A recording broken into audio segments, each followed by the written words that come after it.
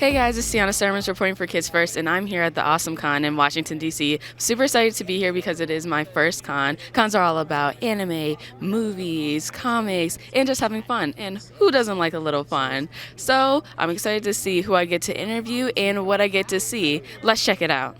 Hello everyone, I'm Tiana S reporting for Kids First, and I'm speaking with Mr. Sean Austin. How are you today? Tiana, I'm so happy to be with you and to be with the Kids Network here. It makes me happy. Yes, well, thank you so much for allowing me to interview you. So, you got to play the role of Mikey on Goonies. Talk to me about playing that role and how you feel that still resonates with you today. Well, we were so full of energy, so rambunctious, kind of.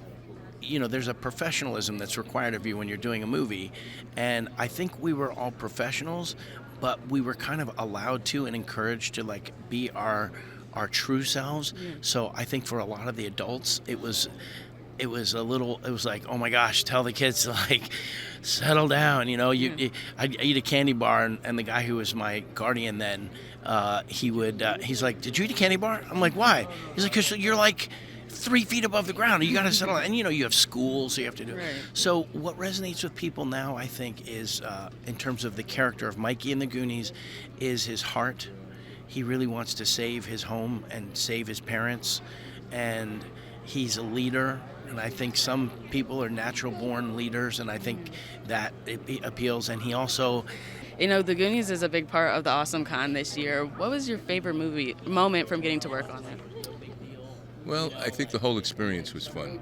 It took us about 6 months of filming, and just the camaraderie and the fun that the interaction we had with the director Dick Donner and Steven Spielberg and the rest of the crew, and it was just, and all the cast. It was just it was magical. This was the mid-'80s. You're doing a journey on a pirate treasure hunt, so it was quite extraordinary. And it's still, and the fun part is the lastingness of the film, that it's still being appreciated today by generation after generation.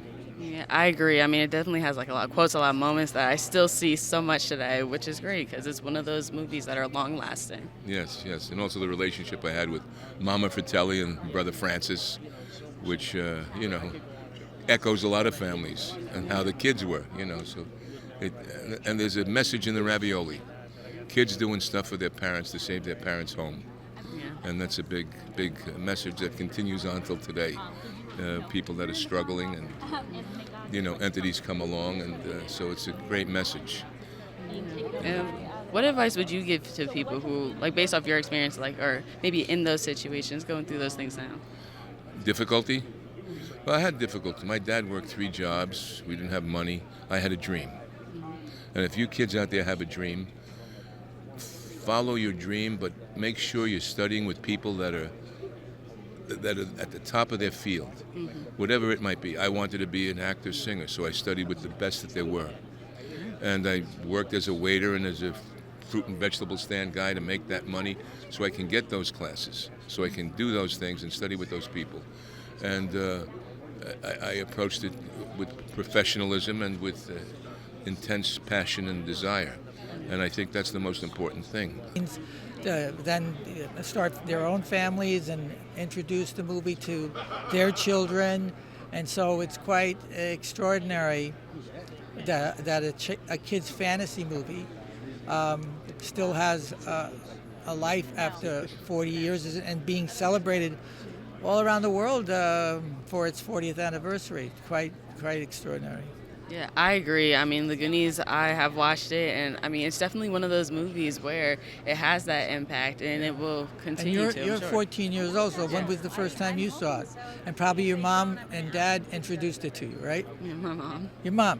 So that's exactly my point. And when you consider there's so much to consume that it's still rising above and available and a go-to movie for kids, what does that mean? It's like you can't.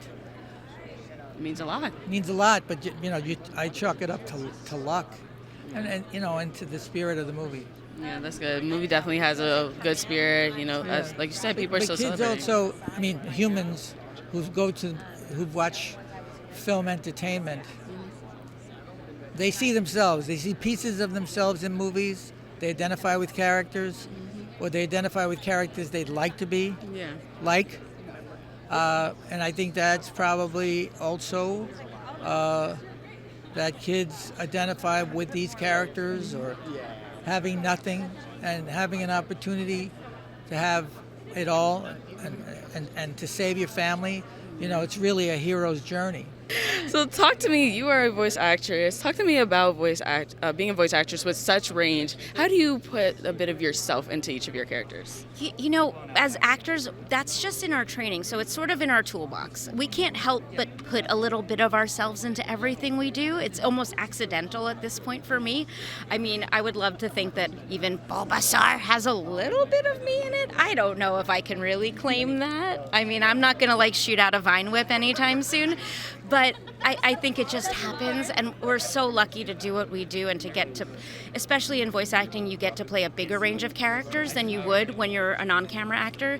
So I feel super lucky to do that. I get to play people much older than me, people much taller than me, people who have different background, not ethnic backgrounds, but different, grew up in a different way, or just all different types. People who are tougher than me most of the time, people who are good at sports, which I'm not. So. Yeah.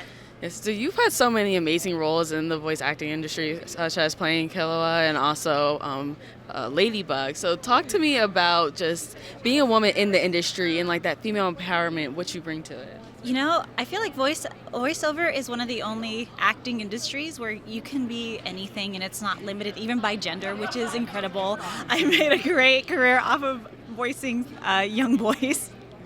And I love it so much because there's so much freedom and there's so much diversity in the kinds of roles that I get to play. It's always new. I'm never pigeonholed, and it's wonderful. Yeah, that's good. And so talk to me about how you bring yourself to those roles, especially, playing a young male character. So being able to add a little bit of Christina into it. I definitely have lived a very full life, and I'm very lucky to have a career where I can use those experiences, even if I'm not consciously thinking about it.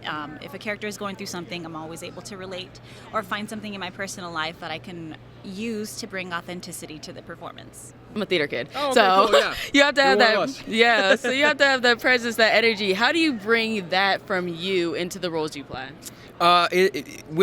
When you're doing animation, period, you have to have a little bit more heightened language. And as a theater person, you know that when you're acting on stage, you kind of give them a little bit more than you should, and then they reel you back into where you really want to sit and live, and make it so that the performance is exactly what they want, what they need. And it's the same thing for anime and voiceover in general. You kind of give them a little bit more than you think is necessary, and then they'll pull you back into a place where is a little bit more comfortable. Depends on the style of the show that you're doing. You might be doing something that's a little bit more cinematic, something that's a little bit more grounded and real, something with video games. But they'll put you in the right place. Something that I really enjoy and that I've been a fan of doing in the last 4 or 5 years is bringing anime dubs that are usually this heightened, over the top, like JoJo's Bizarre Adventure, Dragon Ball Z, this crazy high level energy stuff. And then pulling it back to a place that's a little more real, a little bit more relatable, a little bit more intimate. And then that adds so many layers. Less is more in a lot of that sense. So. An amazing time here at this event. Awesome Con was truly amazing. I got to interview so many different people and see so many incredible cosplays and other things here at this event. If you guys haven't checked out Awesome Con already, be sure to check it out because you will not regret it. So I'm Tiana S reporting for Kids First. Make sure to like and subscribe to our channel so you don't miss any of our next reviews or interviews. That's all for now. Thanks for tuning in. Bye.